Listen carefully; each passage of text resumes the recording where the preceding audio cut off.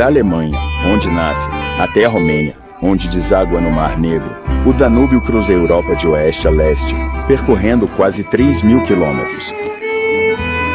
O Grande Rio, que já serviu como fronteira natural, uma muralha para o Império Romano sitiado por invasões bárbaras, confirmou seu papel como rota vital de comunicação para a maioria dos países por onde passa, e, acima de tudo, para a Hungria, que não tem acesso ao mar. E ainda assim, mais do que uma rota comercial, o Danúbio é um símbolo. Essa ligação entre a imperial Viena e a romântica Budapeste encarna o luxo e o esplendor do Império Austro-Húngaro. E graças a Johann Strauss, é o rio mais famoso da Europa.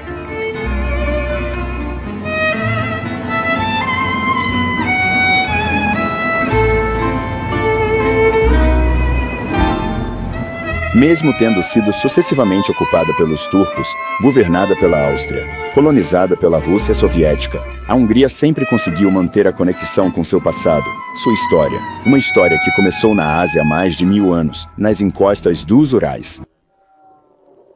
Sob a liderança de seu chefe, Árpad, os magiares deixaram a Ásia. E no final do século IX, após uma longa migração, finalmente se estabeleceram em uma vasta planície situada no coração da Europa.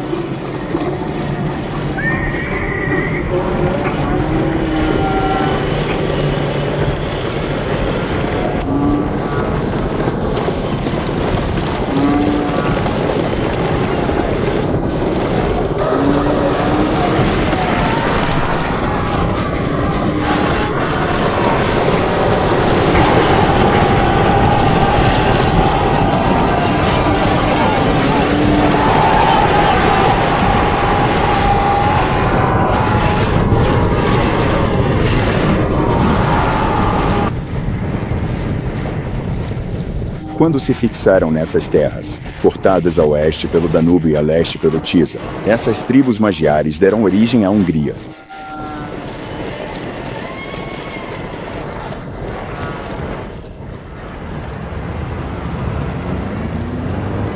As 7 tribos magiares, lideradas por Árpád, fizeram sua notável cavalgada parar na Praça dos Heróis, em Budapeste. Este monumento de pedra, inaugurado em 1896, comemora o 10º aniversário da chegada deles à terra húngara e simboliza o profundo apego do país à sua herança asiática e nômade.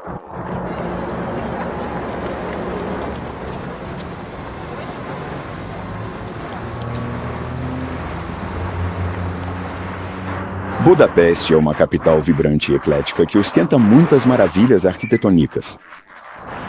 Mas o que caracteriza Budapeste ainda mais do que as obras-primas barrocas ou clássicas, que remetem ao Arte Nouveau e à Idade Média, é a onipresença do Danúbio, como se nada belo na cidade pudesse ter surgido se não estivesse voltado para o Danúbio.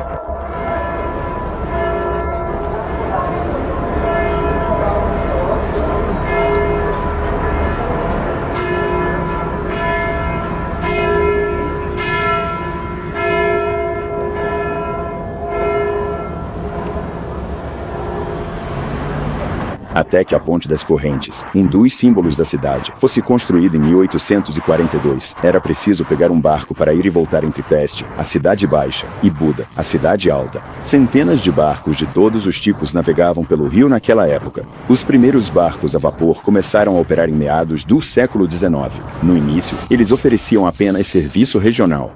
Alguns anos depois, à medida que ficaram maiores e mais potentes, começaram a fazer o trajeto de Viena a Budapeste. Assim nasceu o Cruzeiro pelo Danúbio. 80 mais barcos atracam em Budapeste por dia.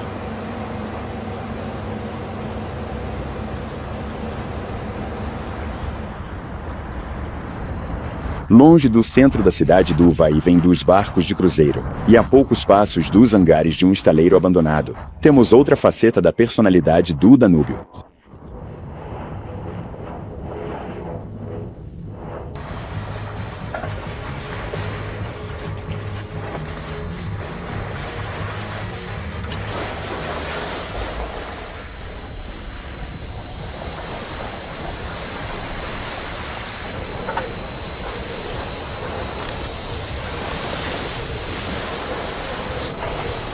O antigo estaleiro, agora uma marina e centro de esportes aquáticos para os jovens jet-setters e novos ricos de Budapeste, fechou as portas para o seu passado.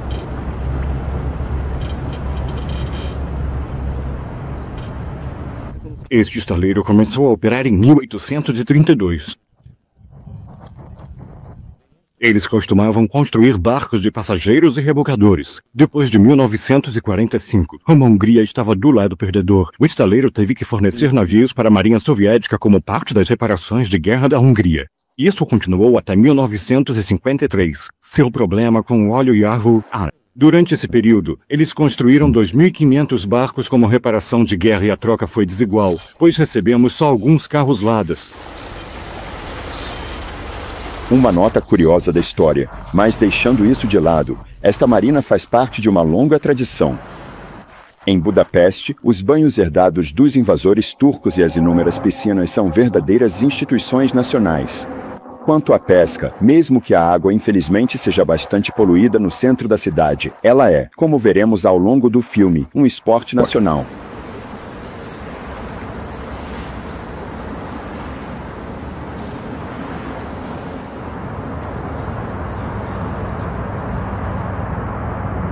Este longo barco branco saindo de Budapeste é o Vitor Hugo.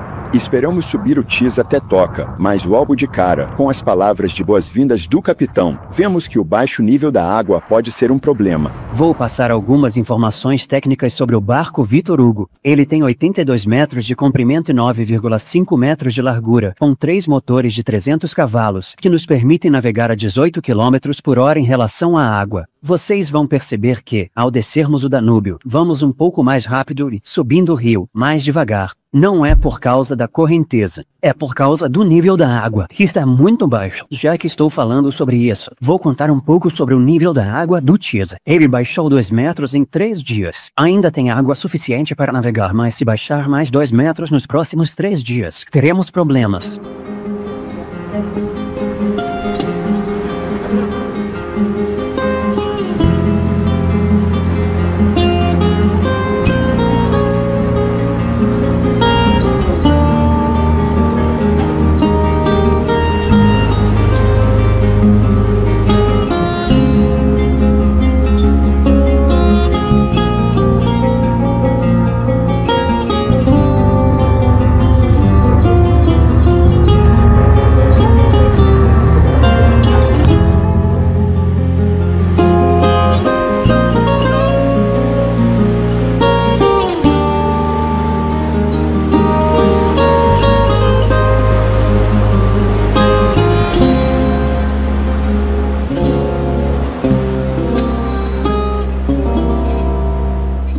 Depois de deixar Budapeste na luz do pôr do sol, viajamos para o sul para Mohacs. Na luz do amanhecer, esta cidade tranquila perto da fronteira com a Sérvia surge ao fazermos curva no Danúbio.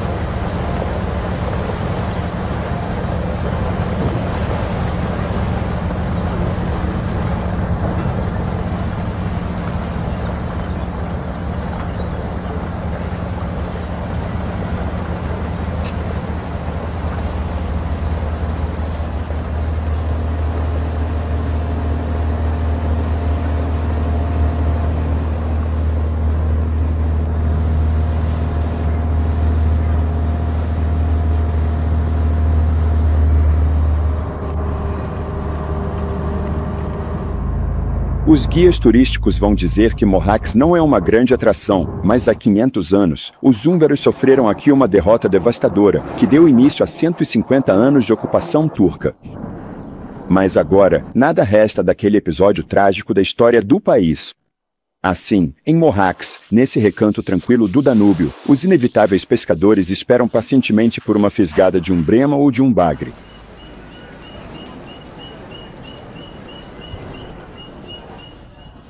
Eu não sei, realmente, de verdade, do que estou falando. Programa apresentado pelo Departamento de Saúde e Serviços Humanos, disponível no site do governo dos Estados Unidos. Obrigado.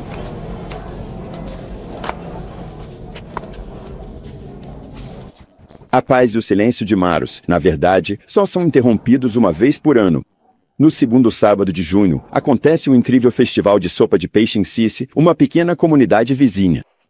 São mais de 50 mil visitantes e 2.000 competidores.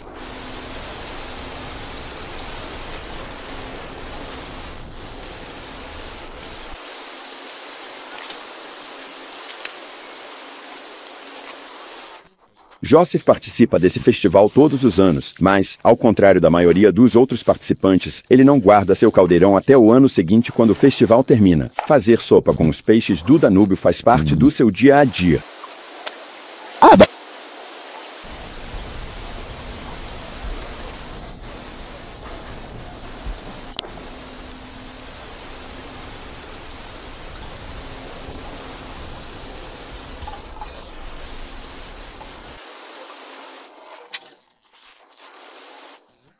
Min, o mais importante é manter as tradições em geral, seja fazer sopa ou pescar, fabricar e usar equipamentos de pesca. Isha magano koolas escuzuk mekostalo taboforma. Tudo acontece tão rápido no mundo de hoje. Tudo muda tão depressa. É por isso que estamos perdendo nossas tradições tão rapidamente. Pegue a culinária, por exemplo. Claro, você pode comprar sopa de peixe pronta em um pacote. Seria uma pena se as tradições desaparecessem. Por quê? É que você esquece disso. É preciso conhecer o próprio passado. A pessoa que não conhece seu passado não consegue enxergar seu futuro. Porque vivemos no passado. Somos fruto do nosso passado. Se não sabemos de onde viemos, não podemos saber para onde vamos. Ele pode ver o objetivo. Talvez veja, acho triste. Páprica. Não sei onde ela veio, mas creio está do lado certo.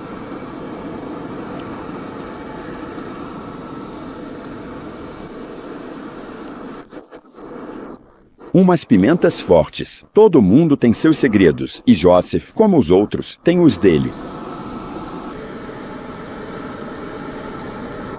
Normalmente, os homens não podem cozinhar, a não ser quando é ao ar livre e eles preparam sopa no caldeirão. É uma tradição muito antiga que vem da época em que os homens viviam ao ar livre, quando iam pescar ou cuidar dos rebanhos. Eram só homens, e eles cozinhavam para si mesmos.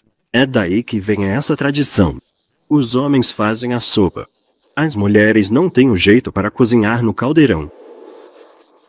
Sim, foi assim que surgiu, porque pesca e sopa andam juntas. Era algo bem básico. Um pouco de páprica, alguns ingredientes simples. Eles não precisavam de mulheres para isso.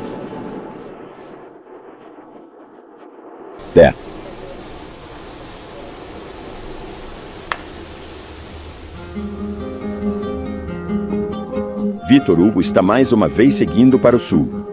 Quando o Danúbio deixa a Hungria, ele forma a fronteira entre a Sérvia e a Croácia, dois países que antes faziam parte da Federação da Iugoslávia.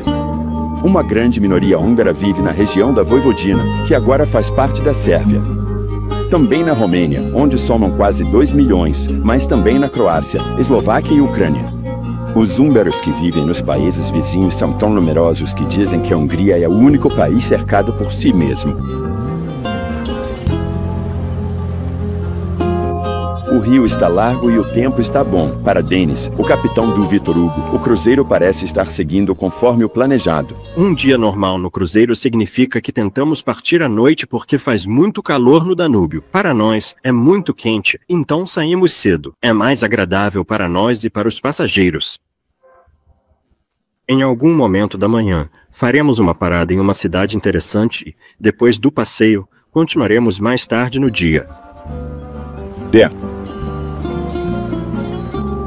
Verão, e nesta estação, a única preocupação, o único risco, é a queda do nível da água. Recebemos atualizações constantes. Só precisamos usar o rádio VHF. Se quiser saber o nível da água em um ponto, ligo e pergunto. Também temos dados do Danúbio em um site atualizado 3 vezes ao dia. Assim, 3 vezes ao dia, recebemos os níveis em tempo real e, para o Tisa, 1 vez por dia, de manhã.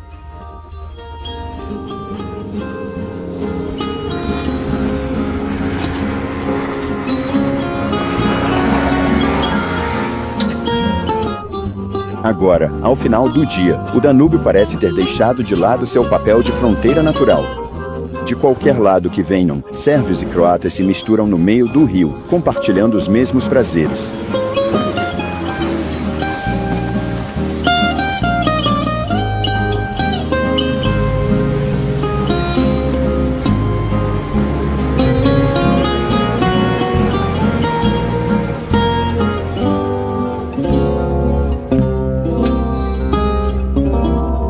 É uma cena surpreendente. Há apenas alguns anos aqui na região de Vukovar, as duas comunidades estavam envolvidas em uma guerra brutal.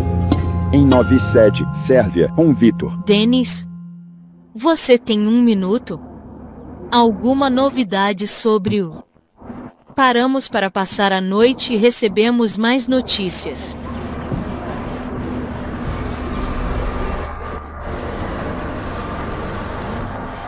Tem 1 minuto novidades sobre o problema de navegação? Sim. A água baixou 40 centímetros e 2 barcos encalharam, então não conseguiremos passar nem chegar ao final. Certo. Então, vamos usar o programa alternativo. Enquanto Vitor Hugo segue para Belgrado, voltamos para a Hungria, para Szeged, uma cidade às margens do rio Tisa. Lá, esperamos encontrar outro barco para continuar nossa viagem rumo ao coração da grande planície húngara.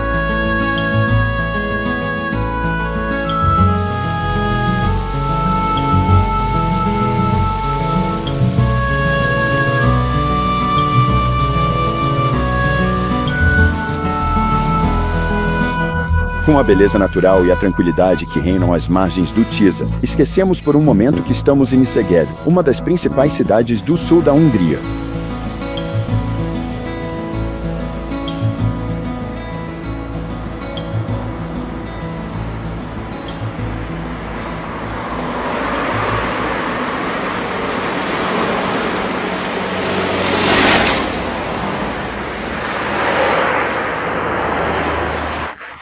Conhecida como a Cidade do Sol, Szeged se tornou agora uma cidade próspera, onde a vida é boa. É difícil acreditar que, há 150 anos, esta cidade foi palco de uma tragédia incrível.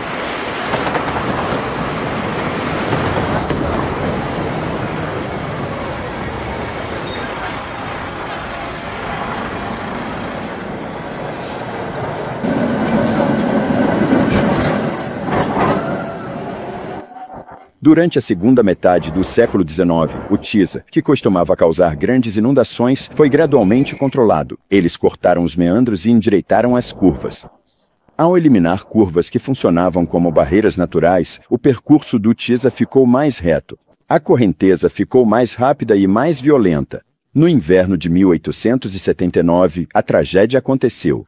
O historiador Istvan Potor relembra o drama. Uma semana antes da tragédia de Szeged, uma barragem já havia se rompido mais acima do rio, nas proximidades da cidade de Odmezvazanli, localizada na região, e como resultado desse rompimento, uma parte significativa do Vale do Tisa foi completamente inundada pelas águas, agravando ainda mais a situação.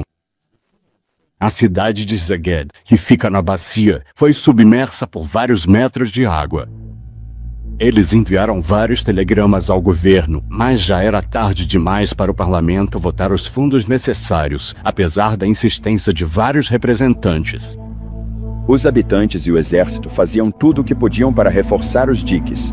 Mas, após vários dias de esforços, a água ainda estava lá, uma ameaça sinistra. No dia 12 de março, ao amanhecer, todos estavam exaustos. O desfecho estava próximo. Barragem Persora Noite, 1º de março, rompeu-se.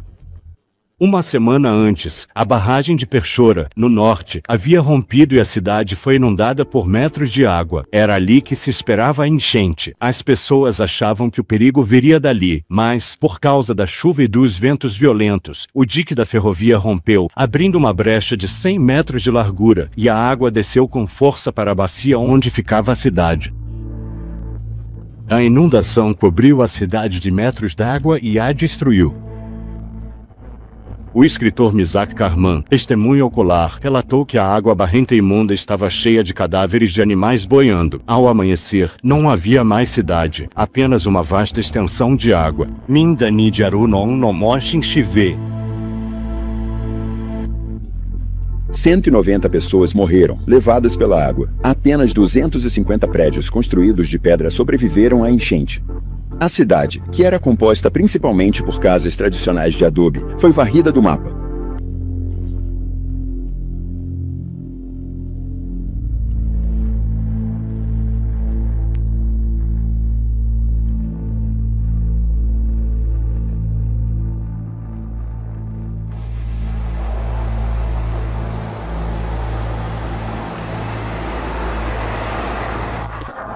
No início do século XX, a cidade ergueu a primeira catedral da história de Szeged como um sinal de agradecimento por ter poupado seus habitantes.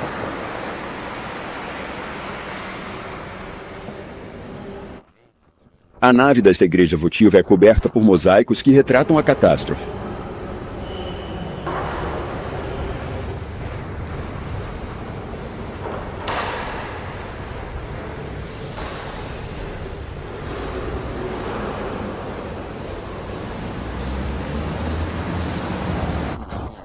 E certamente pelos mesmos motivos, em 1903, construíram esta nova sinagoga em um estilo mourisco Art Nouveau, mesmo que a antiga sinagoga tenha resistido à enchente.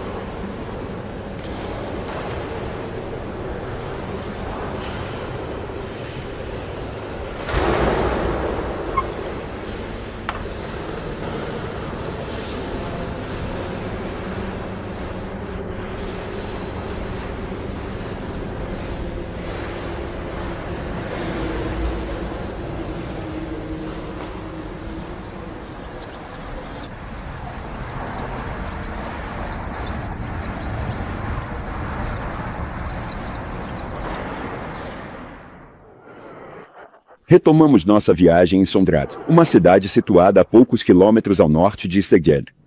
O nível da água está excepcionalmente baixo, mas ao observar o design dos bangalos empoleirados em seus pilares como aves pernaltas, podemos imaginar a força das enchentes.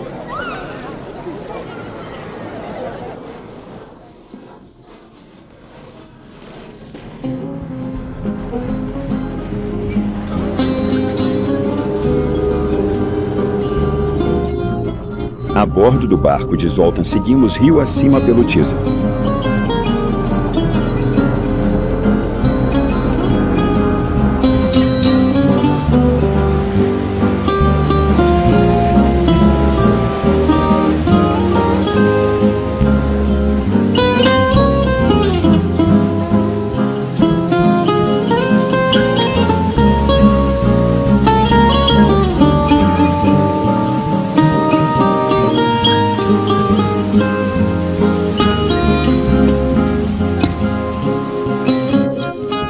Zoltan é um dos pilotos oficiais do Tisa. Ele teria guiado o capitão do Vitor Hugo se o barco tivesse conseguido chegar até aqui. O Tisa, junto com o Lago Balaton, é um dos destinos de férias preferidos. E no verão, suas margens se transformam em balneários lotados.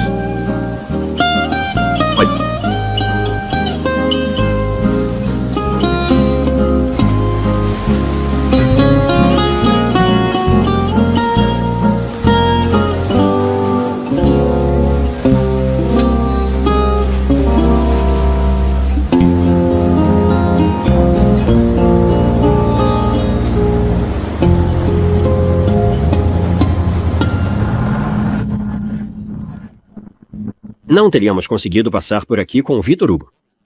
A água não tem nem 50 centímetros de profundidade. Recebemos relatórios regulares da Autoridade de Navegação do Rio. Eles nos mantêm informados sobre o nível da água, especialmente nas passagens rasas, que são, claro, os pontos mais complicados. Realmente não teríamos conseguido ir mais longe porque o nível da água caiu para 80 centímetros e o Vitor Hugo tem um calado de 1,10 m.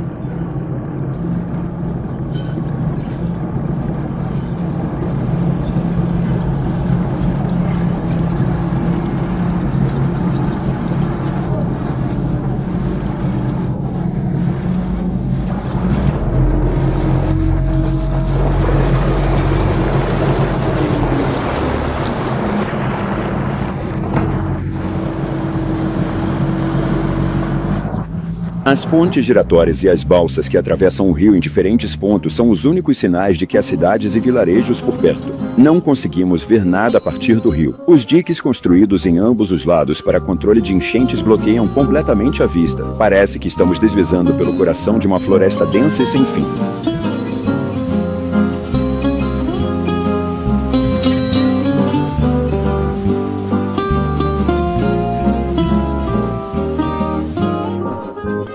Ao ver essas crianças atravessando bem no meio do rio, percebemos que o Vitor Hugo teria tido problemas para passar por esse trecho do Tisa, apesar do seu calado raso.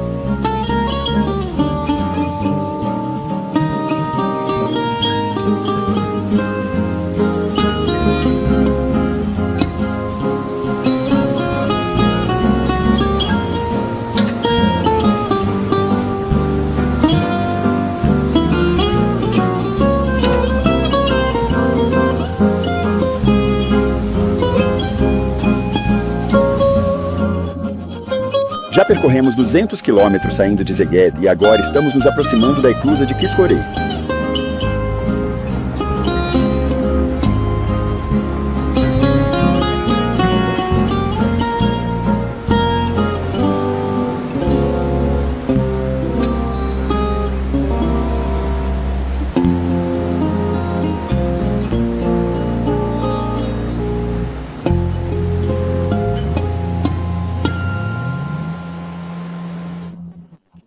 O enchimento da barragem Kiskörei em 1973 criou um lago artificial de 127 quilômetros quadrados.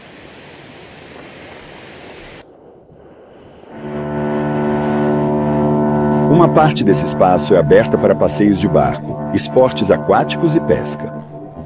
Mas a área do lago para onde Zalai, o guarda florestal, está nos levando é rigorosamente vigiada, pois abriga um santuário de aves muito rico.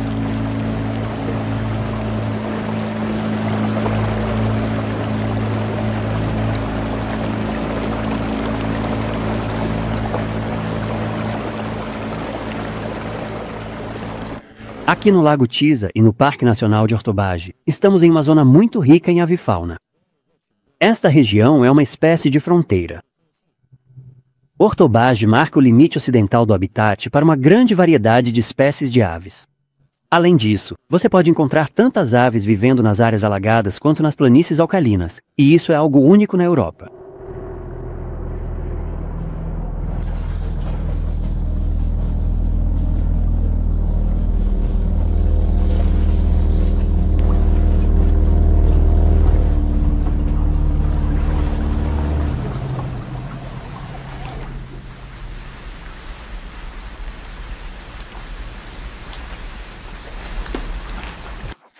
A ave mais comum no Lago Tisa é o pato real. Podemos ver a família dela aqui, no final do verão. No final do verão, após o nascimento dos filhotes, as famílias se refugiam nas áreas cobertas de castanha de água. Para alcançar o público-alvo, essas castanhas de água, que são muito comuns, são um alimento ideal para os patos. Como um tutor, como o Parque Ocroponta. Aqui os patos reais escolheram fazer seus ninhos, em áreas cercadas por juncos e tábuas. Os fazendeiros servem a fazenda.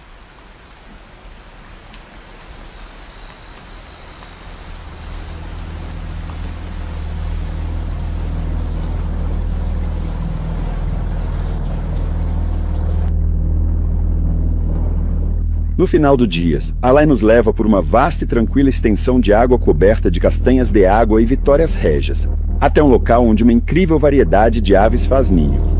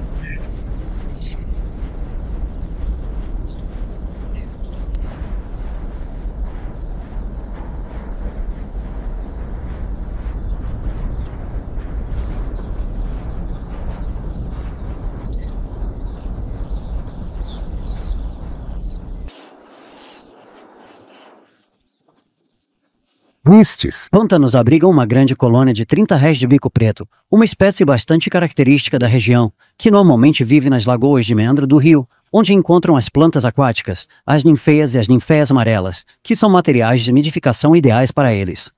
É lá que os filhotes esperam que seus pais tragam comida para eles.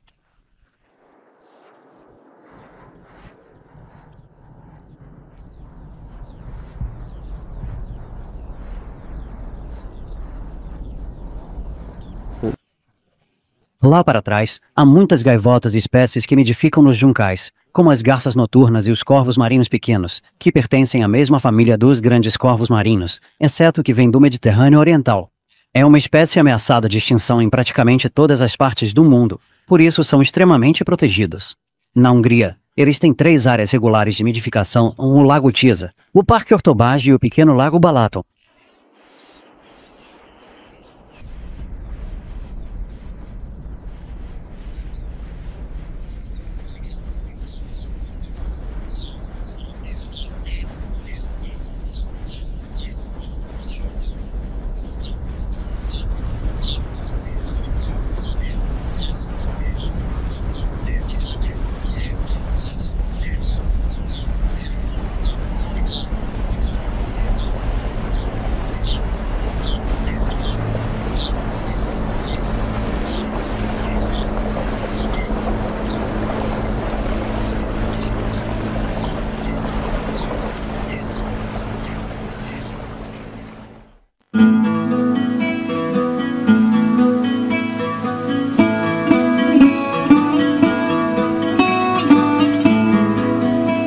De volta ao barco com Zolta em seu destemido imediato, continuamos nosso lento progresso rio acima pelo Tisa.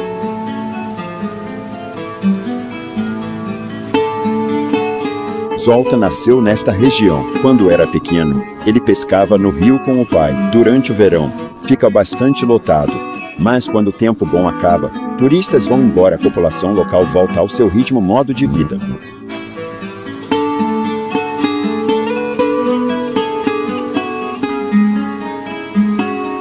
As pessoas que vivem às margens do Tisa são pobres, e há séculos a pesca tem sido seu único sustento.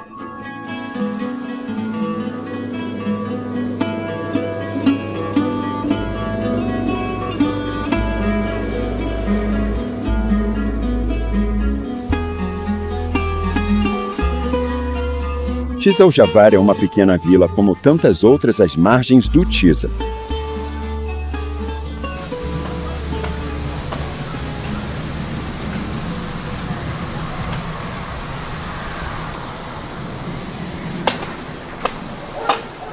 Idosas secam hortelã selvagem. Misturam com outras plantas para fazer chás de ervas, seguindo receitas guardadas.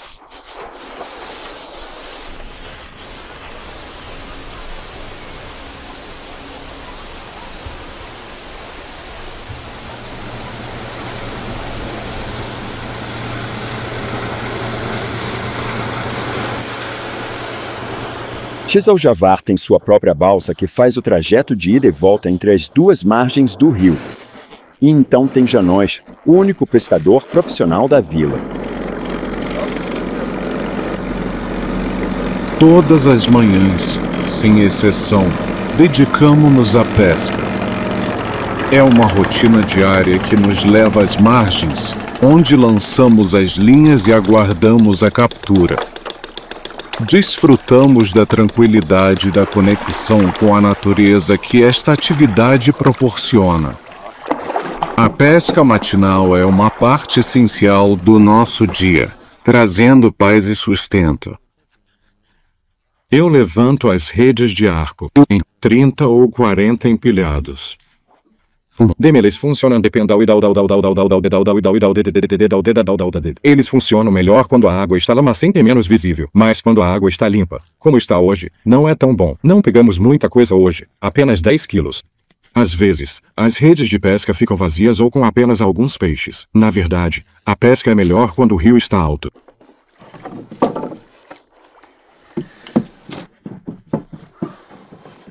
Durá, primavera, pegamos um peixe-gato de 63 quilos de silúria. Eram 2 metros e 17 centímetros longo. Pegamos algumas carpas, lúcios, esturjões e barbos. A pesca é uma atividade sazonal. No verão, seja você profissional ou amador, você não pega muita coisa. As melhores estações são primavera, outono e inverno também. Verão é realmente fora de temporada. Essa é realmente uma excelente observação. Uma ideia muito perspicaz e bem formulada que merece ser destacada e apreciada por sua qualidade e relevância. É algo que nos faz refletir e considerar de uma nova perspectiva, demonstrando um grande valor em sua concepção e apresentação.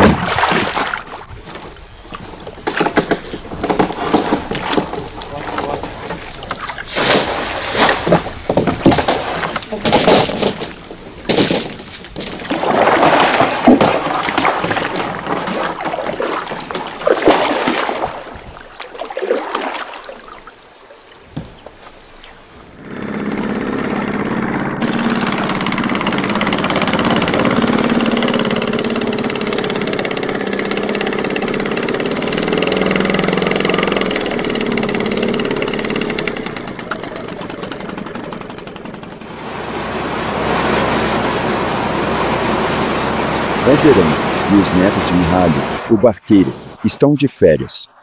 Para passar o tempo, eles pegam a balsa algumas vezes para ir e voltar e observam os passageiros. Então, quando o calor fica insuportável, eles dão um mergulho no rio. As balsas foram colocadas em serviço pela primeira vez em meados do século XVIII. Naquela época, cavalos de tração puxando das margens. Mais tarde, no século XX, usaram barcos maiores e mais potentes para o aumento do tráfego. Agora pontes sobre o rio, as balsas menores, mas indispensáveis.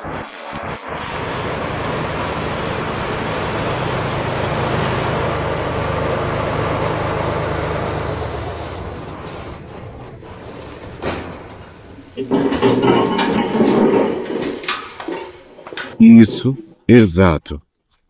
Depende do nível da água, mas a balsa funciona praticamente o ano todo. Ela para no outono, ou um pouco depois, quando começa a congelar. Os passageiros são pessoas que vão trabalhar em Debrecen, ou aqueles que vão para o outro lado, para Ortobagial ou Tisafured, o vilarejo mais próximo daqui. A balsa realmente encurta bastante a distância.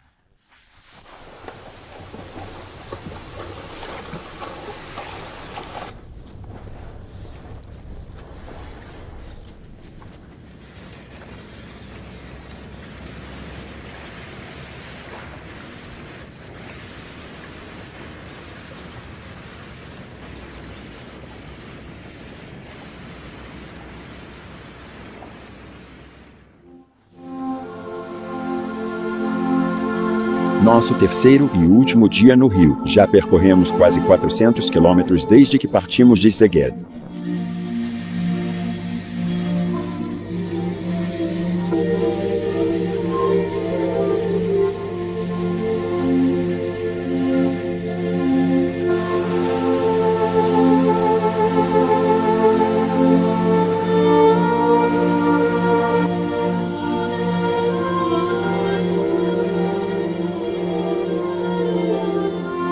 Não estamos longe de Toca.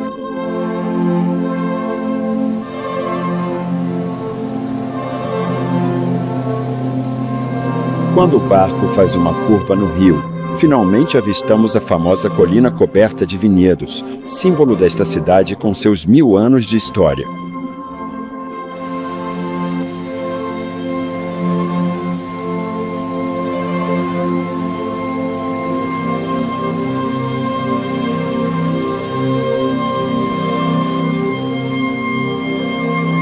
Graças à terra rica e vulcânica banhada pelas águas do Tisa e ao seu microclima quente e úmido, esta região deu origem a um vinho que é ao mesmo tempo excepcional e único.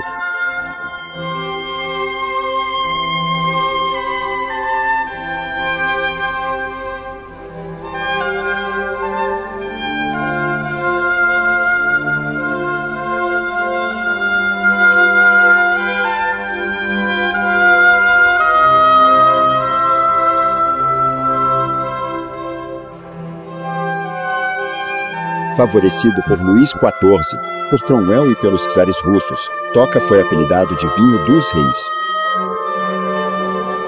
A história de Toca acompanha tão de perto a da Hungria que o nome é citado no hino nacional. István Szepesi, que é um enólogo experiente, também é um conhecedor exigente da história do seu país. Em Welden. No ano 896, quando as tribos húngaras chegaram para conquistar o país, já havia viticultores aqui nesta região. Eles haviam resistido às invasões bárbaras. Às invasões. Os húngaros logo se encantaram com a região e se estabeleceram aqui. E também começaram a cultivar as uvas de Toca. Mas de uma forma muito diferente da que é feita hoje. No século XVI, uma nova era estava surgindo aqui em Toca, assim como no resto do mundo. O Renascimento foi um período muito favorável para invenções e descobertas, o que sem dúvida explica por que foi nessa época que a ingenuidade humana criou essa maravilha, o tocaji-açu. Açu é uma espécie de essência que, quando misturada ao vinho de Toca, lhe confere seu sabor característico. O açu é obtido colhendo as uvas que secaram na videira. Os cachos de uva são continuamente podados. A quantidade não é importante. O que importa é o teor de açúcar em cada uva. Colhidas uma a uma e empilhadas em cestos, essas uvas darão origem ao açu, cujo teor de açúcar pode chegar a 60%. Depois de feita a mistura, o Toca precisa envelhecer em uma adega por pelo menos 4 anos. István Szepesi trouxe seu toque pessoal a essa técnica que lhe foi transmitida por seus antepassados.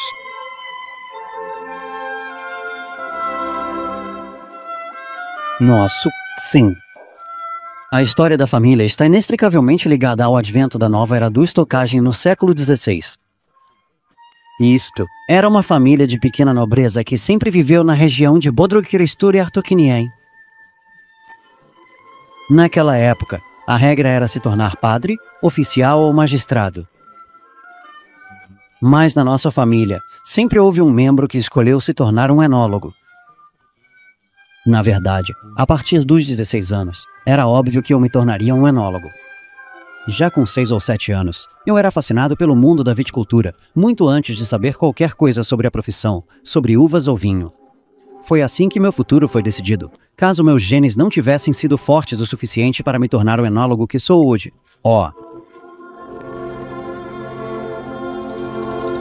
A verdade é que seu pai não queria que ele se dedicasse à profissão de vinho. A era comunista não foi particularmente favorável para os viticultores independentes. O principal problema era, acima de tudo, os soviéticos.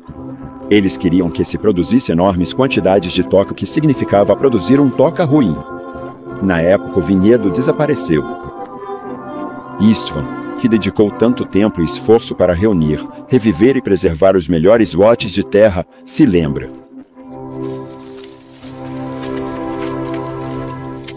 Eu venho para os vinhedos todos os. Não se passa um único dia sem que eu saia e visite meus 22 vinhedos. Leva muito tempo, mas eu sempre encontro um momento durante o dia para sair daqui. Se você não vive com as videiras como se elas fossem parte da sua família, você não pode conhecê-los. E se você não os conhece, não pode compartilhar seu amor. E sem amor, você não pode produzir vinho com alma. O mais importante não é só a qualidade do vinho, é mais o que você poderia chamar de espírito do vinho. O espírito que será transmitido para os outros. O que conta para mim é que minha alma entre em contato com a planta e com a natureza.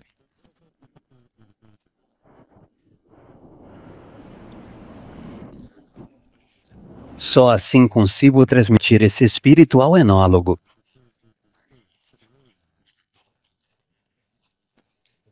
Tudo isso é transmitido não só pelo próprio produto, mas também pelas ideias que ele carrega consigo.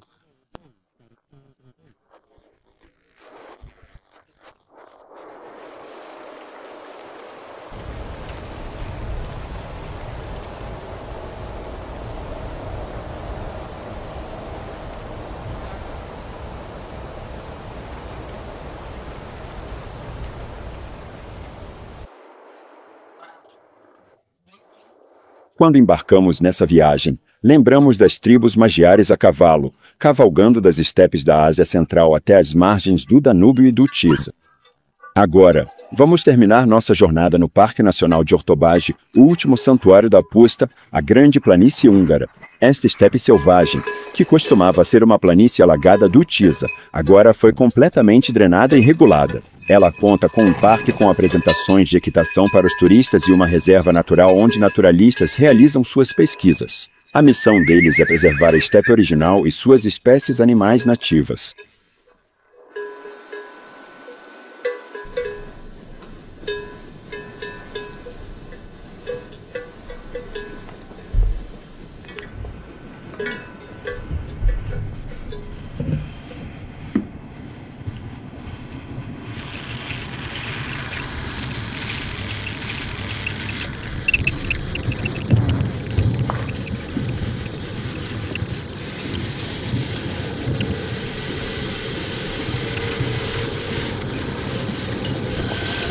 Isso é veterinário. Em visita anterior, ele avistou um potro doente. Ele está de volta hoje para cuidar. Cavalos selvagens se abrigam nesta fazenda abandonada quando precisam de sombra.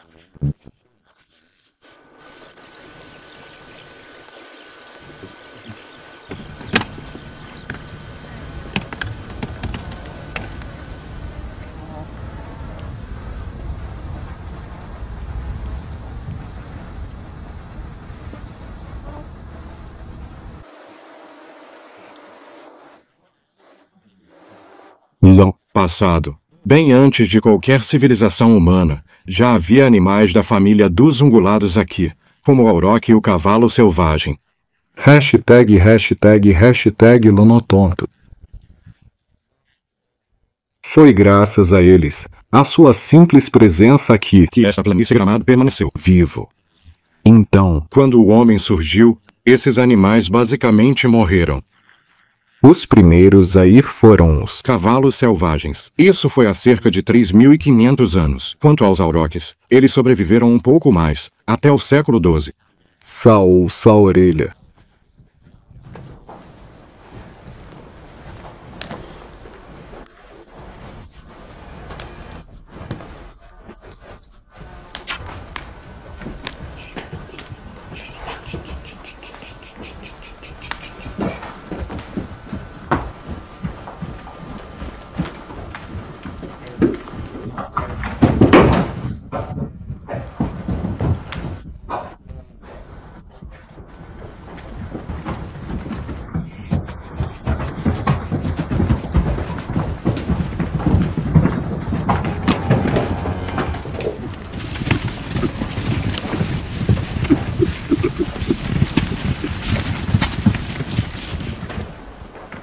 Isson avistou o potro doente, mas os cavalos não o deixaram chegar perto.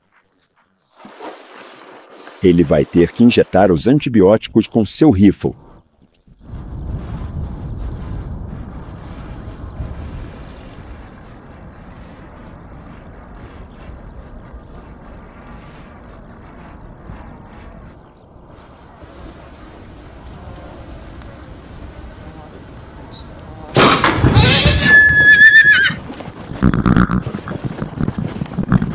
Nós, de fato, queremos preservar e proteger o caráter natural, intocado e verdadeiramente único da vasta e extensa grande planície húngara, que é um ecossistema de grande importância e beleza singular. Porque a vida selvagem permaneceu nas antigas estepes. Ásia. Isso se deve principalmente ao clima. Estudos demonstraram que essas raças de animais estão presentes na grande planície perto do Tisa há quase 1000 anos. Essas raças constituem algo muito único. Grupo de animais vivos.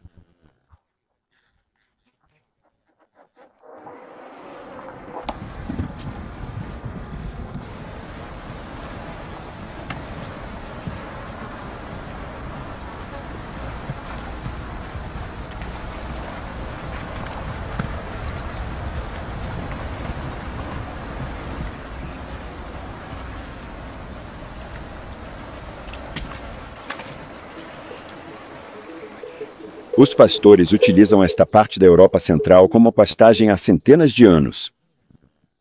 Essa atividade naturalmente modificou o ambiente, mas é porque o homem utilizou essa vasta planície sem tentar transformá-la e se adaptou aos ritmos e condições naturais que os animais tradicionais húngaros ainda podem ser encontrados aqui.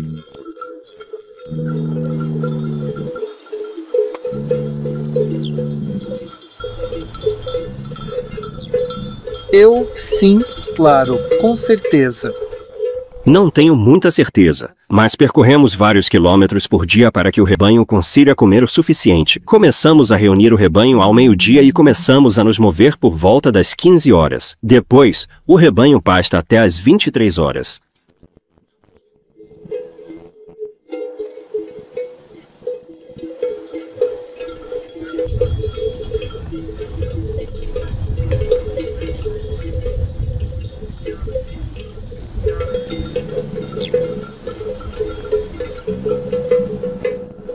O que eu sempre gostei nessa profissão é a paz e o silêncio. O ar limpo. Sempre vivia assim. Quando eu era pequeno, sempre tínhamos animais por perto. É por isso que escolhi essa profissão.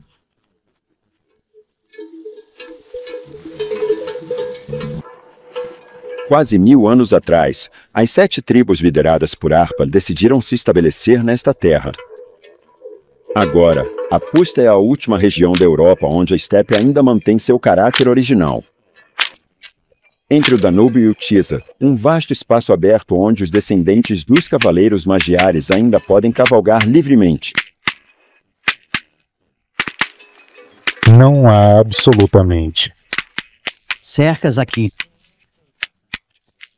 Você pode cavalgar por horas sem ver qualquer tipo de obstáculo. Aqui, você é livre como um pássaro.